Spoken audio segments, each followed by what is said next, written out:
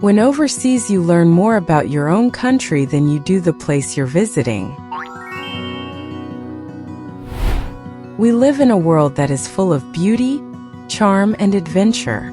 There is no end to the adventures we can have if only we seek them with our eyes open. If happiness is the goal, and it should be, then adventure should be the top priority.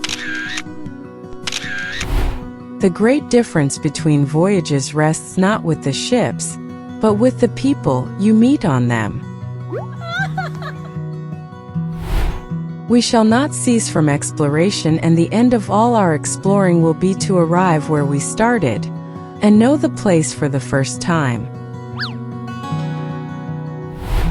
If there were no mystery left to explore, life would get rather dull, wouldn't it? The mountains are calling, and I must go.